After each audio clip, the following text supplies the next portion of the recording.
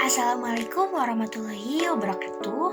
Perkenalkan, nama saya Delisa Dwi Lestari dari jurusan Pendidikan Geografi, Fakultas Keguruan dan Ilmu Pendidikan dengan NPM 222170112 dari kelas C.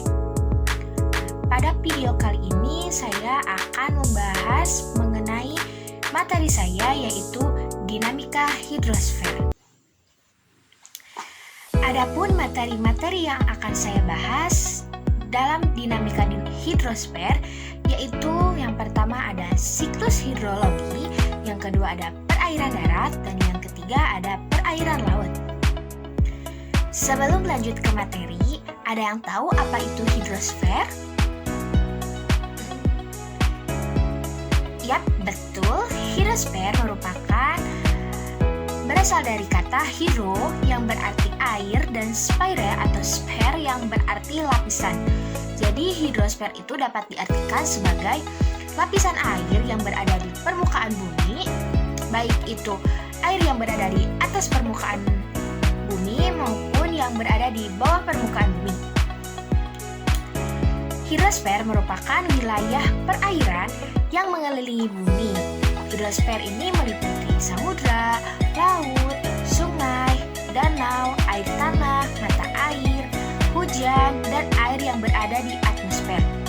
Nah, secara alami, air di bumi ini selalu bergerak dalam suatu lingkungan perputaran yang disebut dengan daur atau siklus air, atau dapat disebut juga dengan siklus hidrologi. Nah, siklus hidrologi ini terbagi menjadi 3 jenis. Yang pertama yaitu siklus pendek, yang kedua yaitu siklus sedang, dan yang terakhir yaitu siklus panjang. Nah, siklus pendek ini berawal dari menguapnya air laut sehingga terjadinya kondensasi atau penggumpalan awan, lalu si awan tersebut menampung, sudah tidak kuat menahan sehingga terjadinya hujan. Namun pada siklus pendek, hujan tersebut terjadi hanya di lautan. Sedangkan untuk siklus panjang, yaitu terjadinya penguapan, lalu kondensasi atau penggumpalan awan, lalu si awan tersebut terbawa oleh angin ke daratan dan terjadi hujan di daratan. Sedangkan untuk siklus panjang, yaitu terjadinya penguapan lalu berkondensasi atau menjadi gumpalan-gumpalan awan, lalu awan tersebut terbawa oleh angin ke dataran yang lebih tinggi sehingga terjadinya presipitasi di dataran tinggi atau di gunung. Untuk yang selanjutnya yaitu perairan darat. Perairan darat merupakan perairan yang ada di wilayah daratan. Nah, perairan ini tuh terbagi menjadi 2, yaitu air tanah dan air permukaan. Nah, air tanah merupakan air yang berada di dalam tanah atau berada di bawah permukaan, sedangkan air permukaan merupakan air yang terdapat di atas permukaan. Yang pertama yaitu air tanah. Air tanah merupakan air yang bergerak di dalam tanah yang terdapat di dalam ruang antara butir-butir tanah yang meresap ke dalam tanah dan bergabung membentuk lapisan tanah yang disebut dengan akuifer. Air tanah ini berasal dari air hujan yang meresap melalui pori-pori tanah, retakan-retakan lapisan tanah, akibat kekeringan, rongga-rongga yang dibuat binatang, maupun akibat robohnya tumbuhan-tumbuhan yang berakar besar. Nah, yang selanjutnya yaitu air permukaan. Air permukaan ini terbagi menjadi beberapa. Yang pertama yaitu sungai, yang kedua danau, yang ketiga waduk, dan yang terakhir yaitu rawa. Nah, di sini saya hanya akan membahas mengenai sungai. Sungai merupakan aliran air yang mengalir memanjang mulai dari sumber bagian hulu sampai ke muara bagian hilir. Nah, sungai ini merupakan bagian dari siklus hidrologi dan terbentuk secara alami. Nah, sumber air sungai ini dapat berasal dari air hujan dan perairan es atau gletser. Yang selanjutnya yaitu klasifikasi sungai berdasarkan debit airnya. Yang pertama yaitu sungai permanen. Sungai permanen memiliki debit air yang relatif sama sepanjang tahunnya. Contohnya itu ya Sungai Kapuas. Yang kedua yaitu sungai periodik. Sungai periodik merupakan sungai yang mempunyai aliran debit yang hanya terjadi pada periode tertentu. Misalnya pada musim hujan, debit airnya tuh tinggi atau besar, sedangkan pada musim kemarau, debit airnya berkurang atau mengecil gitu. Contohnya yaitu Sungai Bengawan Solo. Nah, untuk yang selanjutnya yaitu sungai episodik.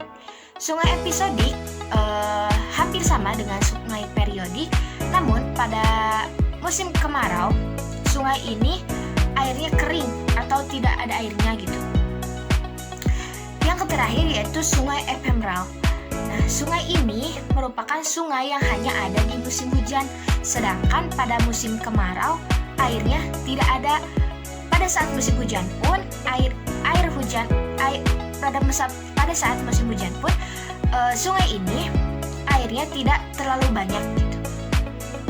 Belum tentu banyak. Nah, selanjutnya ke pembagian wilayah sungai. Wilayah di permukaan bumi yang dibatasi punggung bukit atau pegunungan di hulu sungai hingga lembah di hilir dapat disebut dengan daerah aliran sungai. Nah, berdasarkan bentuk topografi dan geologinya, daerah aliran sungai dapat dibedakan menjadi 3 bentuk. Yang pertama yaitu bentuk seperti bulu burung atau memanjang.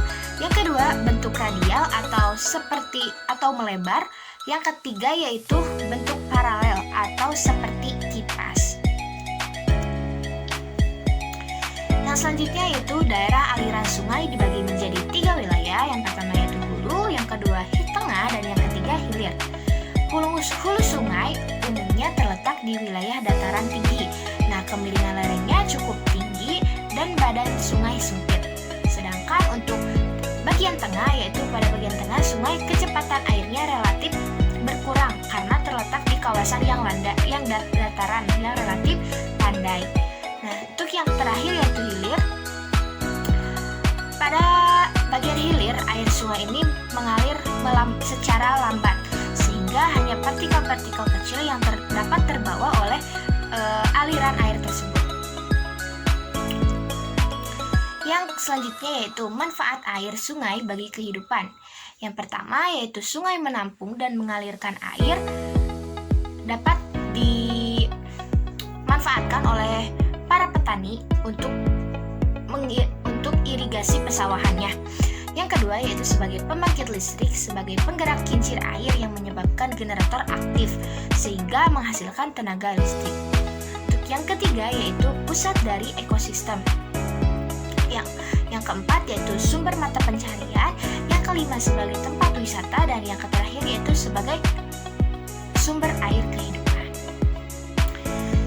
Yang selanjutnya mengenai perairan laut. Perairan laut adalah bagian bumi yang tertutup air dengan kadar garam yang tinggi. Perairan laut dapat meliputi laut, teluk, selat, samudra, dan samudra. Laut adalah kumpulan air asin yang luas dan banyak yang membagi daratan menjadi pulau atau benua. Laut ini memiliki ukuran yang lebih kecil dibandingkan dengan samudra dan biasanya dibatasi oleh wilayah daratan yang luas. Selanjutnya ada klasifikasi laut berdasarkan kedalamannya. Yang pertama yaitu zona litoral atau zona pasang surut. Nah, di zona ini tuh berada di antara garis air surut dan garis air pasang. Nah, ketika air pasang, zona ini tuh akan tergenang oleh air. Sedangkan ketika saat surut, zona ini akan kering atau menjadi pantai. Nah, yang kedua yaitu zona neritik. Zona neritik merupakan zona laut dangkal yang tingkat kedalamannya hanya sampai 200 meter. Nah, pada zona itu matahari masih dapat menembus ke dasar laut. Oleh karena itu, banyak hewan dan tumbuhan yang hidup di zona neritik. Yang ketiga yaitu yaitu zona batial. Zona batial berada di kedalaman antara 150 sampai 1.800 meter. Nah, zona ini umumnya ditandai dengan lerengnya yang curam. Sinar matahari sudah tidak menembus hingga dasar laut, sehingga cahaya matahari yang dapat menembus pun itu tidak efektif untuk fotosintesis, sehingga tumbuhan yang dapat hidup hanyalah tumbuhan autotrof atau tumbuhan yang dapat menghasilkan makanannya sendiri. Untuk yang selanjutnya yaitu zona abisal. Zona abisal merupakan zona laut dengan kedalaman lebih dari 1.800 meter. Nah, di zona ini tidak ada cahaya matahari sehingga selalu gelap. Suhu di zona ini pun sangat rendah dan tekanannya sangat tinggi.